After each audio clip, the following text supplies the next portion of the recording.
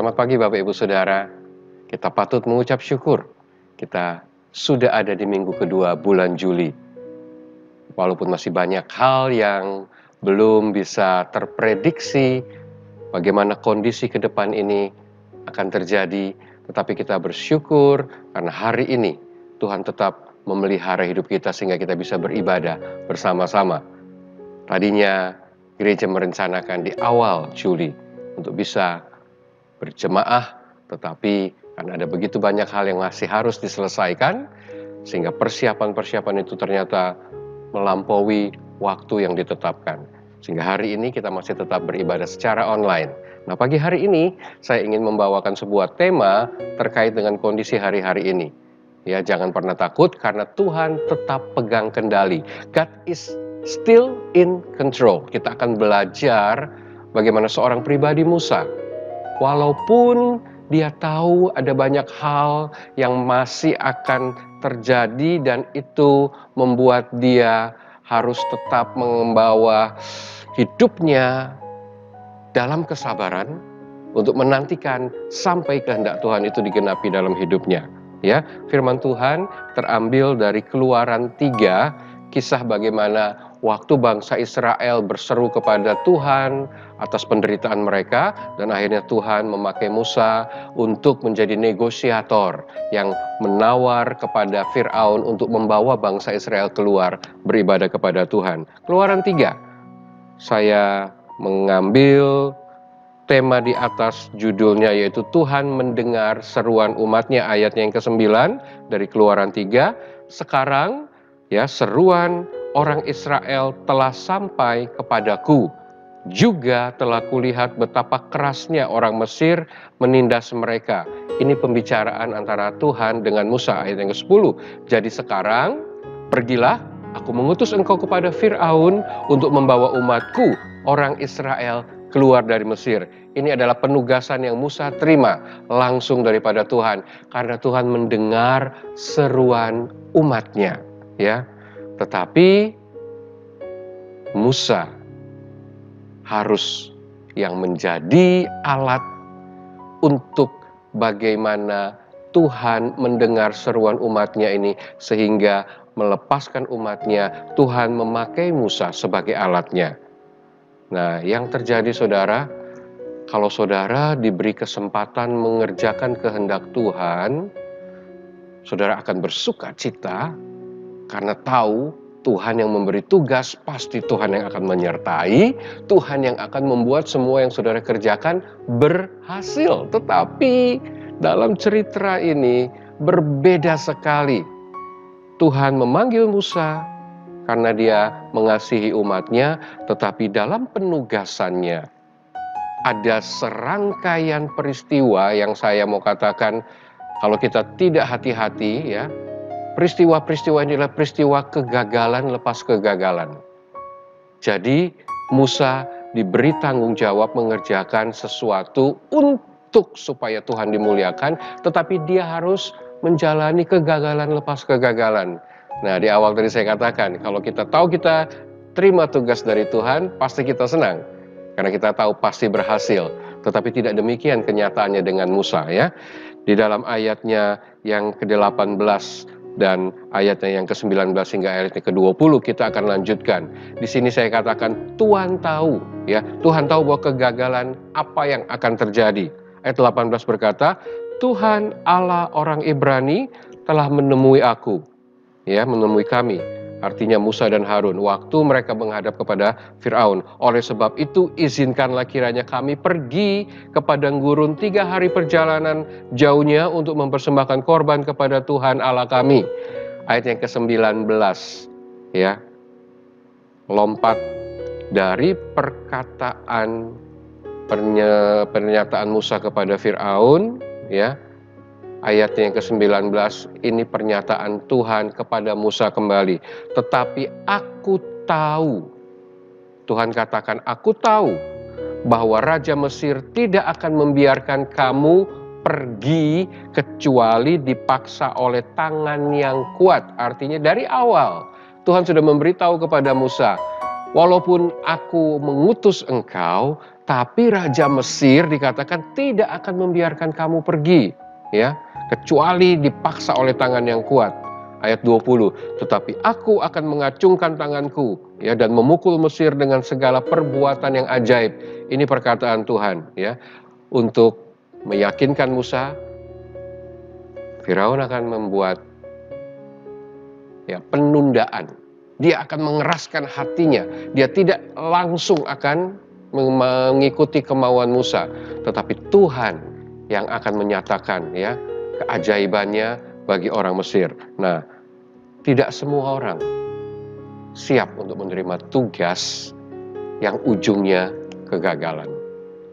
Tetapi kita mau belajar hari ini satu bentuk ketaatan yang dilakukan oleh Musa, sehingga akhirnya dia menyaksikan kemuliaan Tuhan lepas kemuliaan Tuhan. Sekalipun dalam konteks ini dia gagal membujuk Firaun, ya.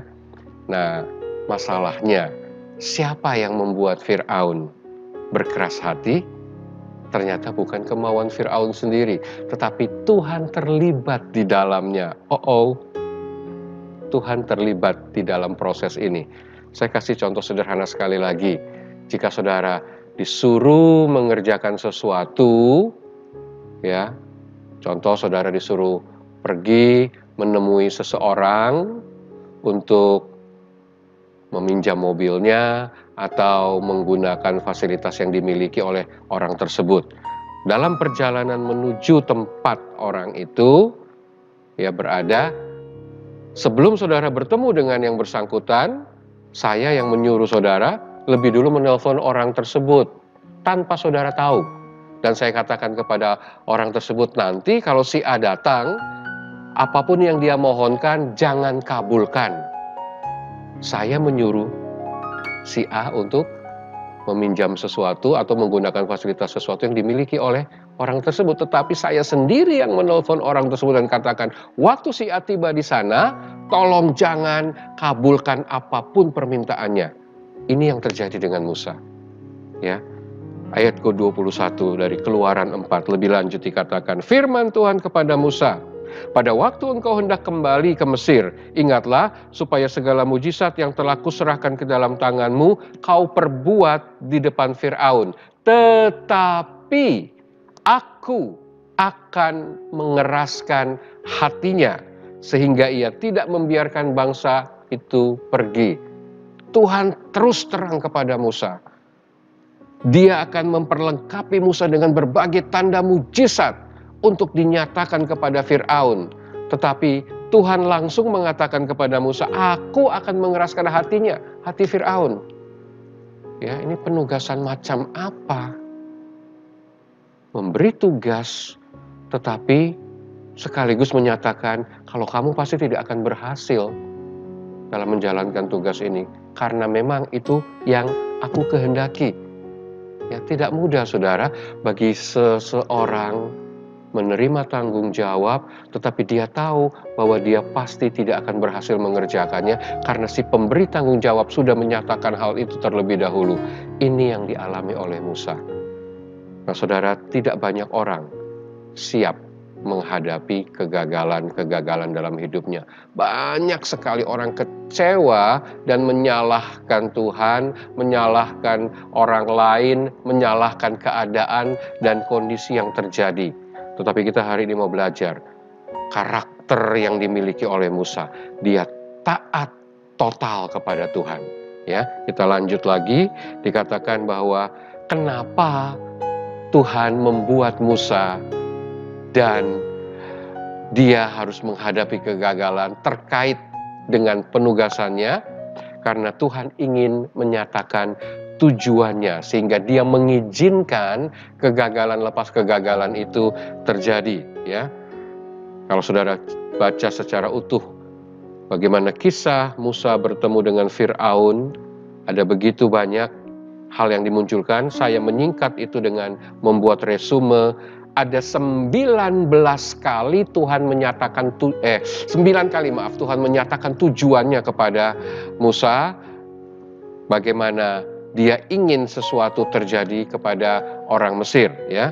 Kita akan lihat di dalam firman Tuhan, Keluaran 7 ayatnya yang ketiga. Satu kali Tuhan menyatakan, aku akan memperbanyak tanda-tanda mujizat-mujizat yang kubuat di tanah Mesir. Jadi kenapa Tuhan menunda, mengeraskan hati Firaun? Supaya lebih banyak lagi mujizat yang dinyatakan. Ada 4 kali ya di dalam Keluaran 9, 10, Keluaran 11 dikatakan sehingga ia tidak mendengarkan dan membiarkan mereka pergi. Artinya Tuhan sengaja membuat Firaun berkeras dengan tujuan tadi di awal memperbanyak mujizat. Tetapi memang Tuhan tidak ingin Firaun mendengarkan apa yang disampaikan oleh Musa. 2 kali di dalam Keluaran 14 dan 17 ayat 17 dan 28 dikatakan tujuan akhir Tuhan mau supaya dia menghancurkan kebanggaan Mesir, yaitu apa? Pasukan perang yang dimiliki oleh orang Mesir. Tuhan ingin menghancurkan itu. Dan terakhir, 2 kali Tuhan katakan aku akan menyatakan kemuliaanku. Dari 9 kali pengulangan tujuan ini, ya Musa harus sabar menantikan setiap langkah demi langkah itu terjadi. Kenapa? Kita tahu ada 10 tulah yang dialami oleh orang Mesir. Secara singkat, ada 10 dewa yang disembah oleh orang Mesir, yang melalui mujizat lepas mujizat, Tuhan menyatakan kemuliaannya, mempermalukan, menyatakan bahwa 10 dewa yang menjadi sesembahan orang Mesir sama sekali tidak memiliki kuasa kecuali dia sendiri sebagai Allah. Itu yang terjadi. 10 itu angka yang melambangkan penuh. Sehingga Tuhan juga menyatakan kemuliaannya melalui mujizatnya secara penuh, mematahkan kepercayaan orang Mesir terhadap dewa-dewa mereka. Ternyata tidak ada satupun dewa mereka yang sanggup ya mengalahkan kekuatan Tuhan. Saudara, yang saya sampaikan ini saya mau katakan fakta kehidupan yang dihadapi oleh Musa yang pertama. Dia tahu bahwa Tuhan dengan sengaja mengeraskan hati Firaun. Dia tahu. Dan Tuhan menyatakan itu. Itu faktanya. Tidak banyak dari kita yang siap ya menghadapi kehidupan kalau kita tahu ujungnya gagal. Mungkin kita katakan, udah suruh dia aja, jangan saya. Kenapa? Karena kita tahu ujung dari usaha itu akan gagal. Ya, saya ingin menyaksikan, saya mengalami banyak sekali peristiwa seperti ini. Dari dunia pendidikan, ya, saya pernah alami kekecewaan. Waktu saya pernah lulus kuliah, saya dipanggil oleh dekan dan ditawarkan untuk menjadi ya, pengajar sebagai dosen. Semua proses untuk tes, sampai ujian, sampai screening sudah dilakukan. Tetapi begitu ya SK keluar dari Menteri Pendidikan, ternyata nama saya tidak muncul. Karena ada permainan-permainan yang dilakukan sehingga terjadi pertukaran berkas, sehingga yang seharusnya kita punya nilai yang benar, itu digantikan dengan orang lain. Sehingga orang lain yang tidak pernah ikut tes, namanya masuk. Zaman itu, KKN masih syarat sekali. Saya alami masa-masa itu. Di dunia pekerjaan, ada proyek yang dalam tanda petik hampir gagal. Konsultan asing sudah melakukan persiapan, tetapi hampir dikatakan 80% gagal. Nah, tinggal 20%. Dan saya dimasukkan ke dalam proyek itu untuk memperbaiki, melengkapi semua kekurangan dari sisa proyek yang sudah dikatakan ini hampir gagal. Tetapi Tuhan menolong dan membuat akhirnya proyek itu berhasil. Dan dalam dunia pelayanan, saudara tahu ya, semua di MDC Purwokerto tahu, rencana 2017 saya harus ya ikut membantu dan pindah ke Amerika, tetapi kenyataannya Tuhan menahan. Walaupun semua persyaratan sudah dipersiapkan, semua izin sudah keluar, tetapi pada endingnya akhirnya saya tidak mendapatkan visa sesuai yang sudah dikasih oleh imigrasi dari Amerika. Walaupun petisi itu sudah di-approve 2,5 tahun, 30 bulan. Bulan April kemarin, bulan ke-30 itu selesai, sementara saya tetap tidak dapat berangkat ke sana. Ada begitu banyak kegagalan yang harus dihadapi, tetapi hari ini kita belajar, Itu fakta kehidupan yang harus kita hadapi, ya. Bagian kedua, walaupun Musa tahu Allah dengan sengaja mengeraskan hati Firaun, namun Musa tetap harus menjalankan tugas, ya, yang Tuhan berikan kepada dia, yaitu mendatangi dan memohon kepada Firaun agar bangsanya dapat dibiarkan pergi untuk beribadah, ya. Mari, walaupun ada banyak kegagalan terjadi, tetapi kalau kegagalan itu ada dalam rancangan dan jalan Tuhan, jangan menyerah, saudara. Lakukan terus kehendak Tuhan, kerjakan terus apa yang Tuhan mau. Sekalipun kita tahu di depan ini ada kegagalan, ya. Musa terus melakukan tugasnya, tadi dikatakan 9 kali dia bolak-balik menghadapi Firaun. Sampai kali yang ke-9 mau masuk ke Tula yang ke-10, dia tidak kembali lagi kepada Firaun. Karena hari itu adalah hari terakhir dia berjumpa dengan Firaun, dan Tula yang ke-10 Tuhan membunuh semua anak sulung yang ada di Mesir, kecuali anak-anak sulung orang Israel, ya. Jadi tugas yang ia tahu gagal, tetap dia kerjakan dengan setia. Nah, saudara, inilah fakta-fakta kehidupan. Tetapi bagian yang terpenting yang kita mau pelajari hari ini, bahwa ketaatan total itu penting bagi Allah, ya. Lebih dari sekedar pencapaian. Kenapa? Karena hasil itu adalah bagian Allah. Tugas saudara dan saya, lakukan lagi, dan lakukan lagi kehendak Tuhan itu terus-menerus. Dan menyerahkan hasilnya kepada Tuhan. Sekali lagi, yang Tuhan inginkan dari setiap kita hanyalah ketaatan secara total, ya. Jadi tetap taat walaupun gagal. Kenapa? Karena kita gagal dalam rencana Tuhan, bukan karena kesalahan kita, ya.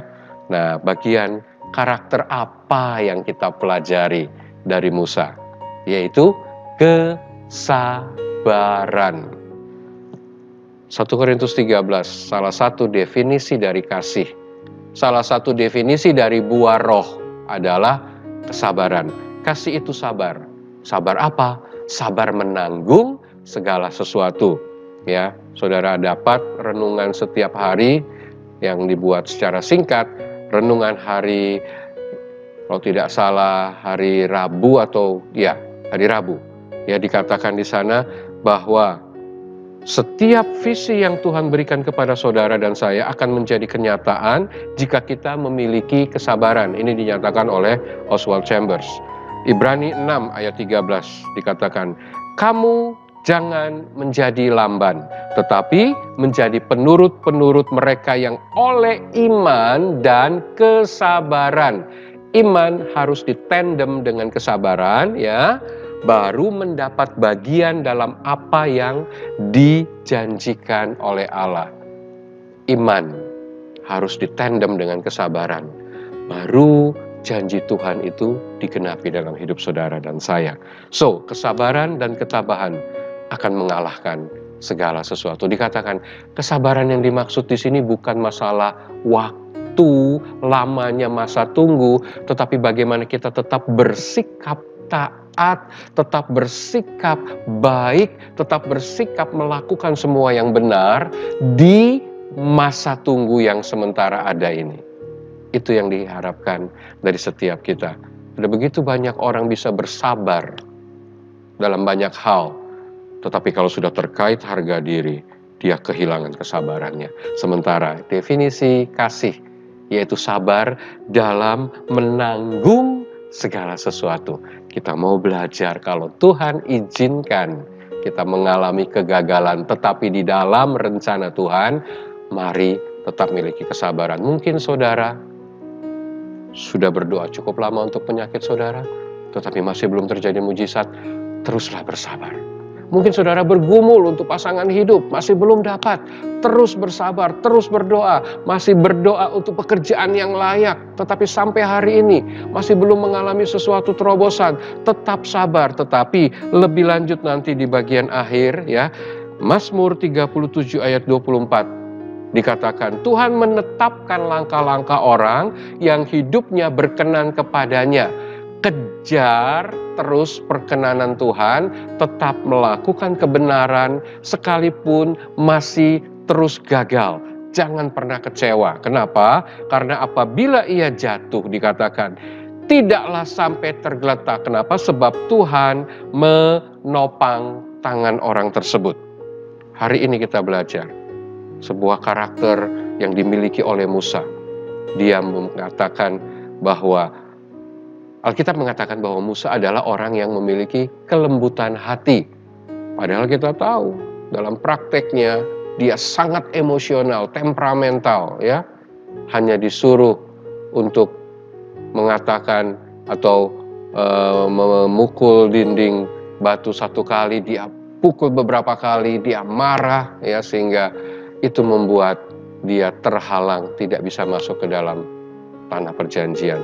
Tetapi Alkitab tetap mencatat Musa adalah pribadi yang memiliki kelembutan hati. Nah, saya baru belajar dari cerita ini, rema yang saya terima, yang saya bagikan kepada setiap kita.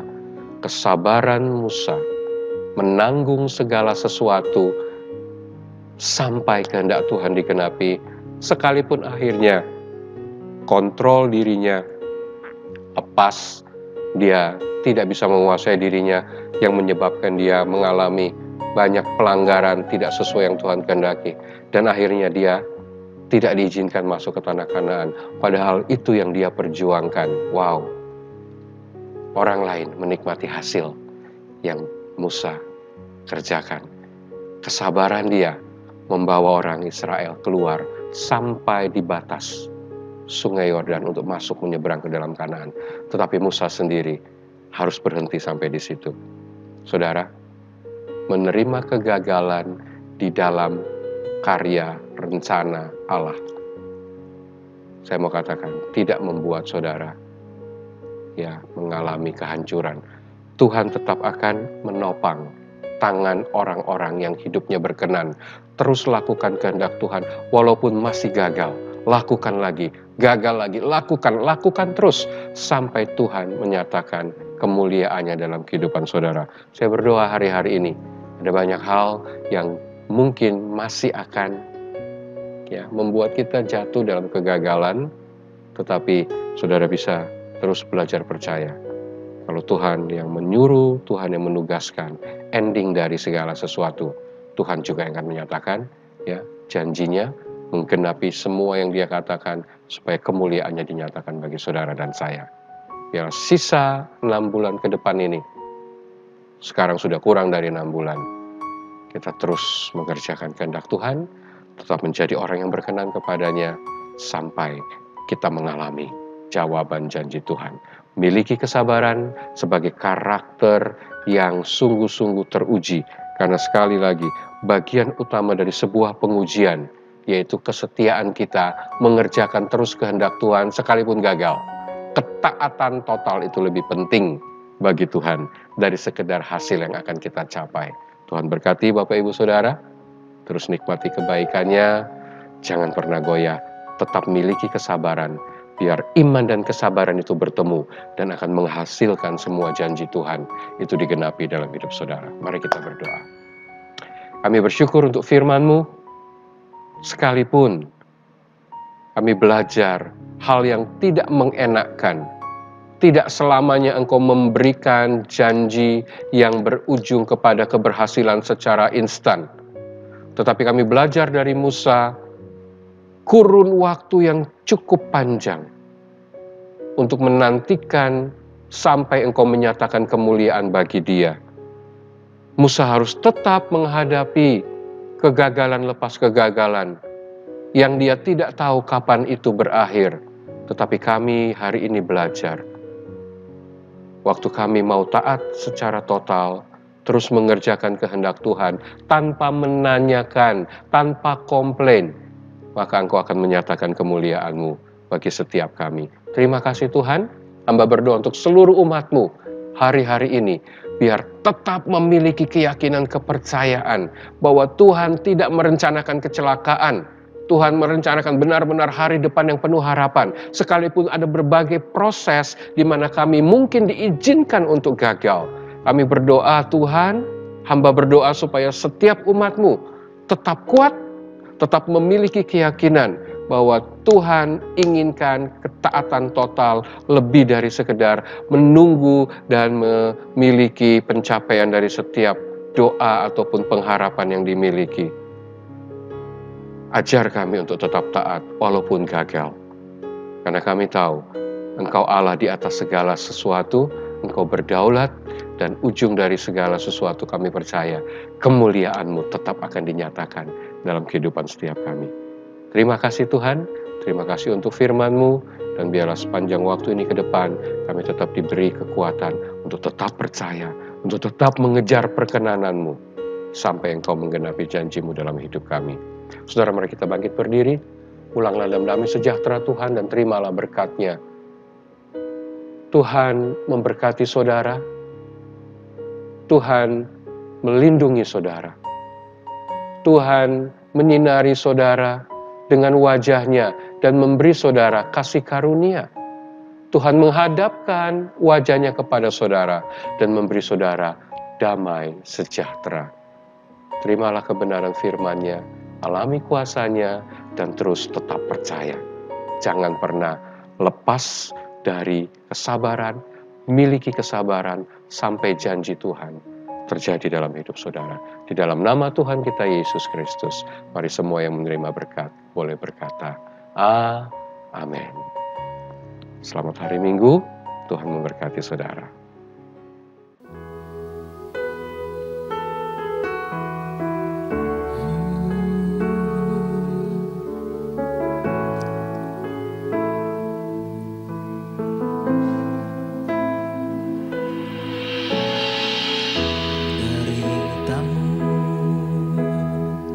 Sengsaramu jadikan ku hidup, kekuatanku,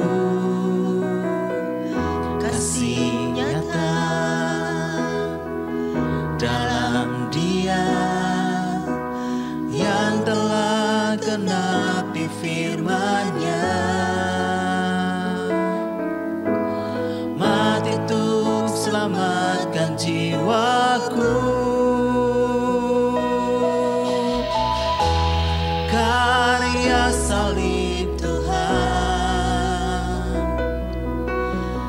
mengubahkan, membenarkanku, karena kasih Tuhan sungguh agung dan mulia karya-Mu.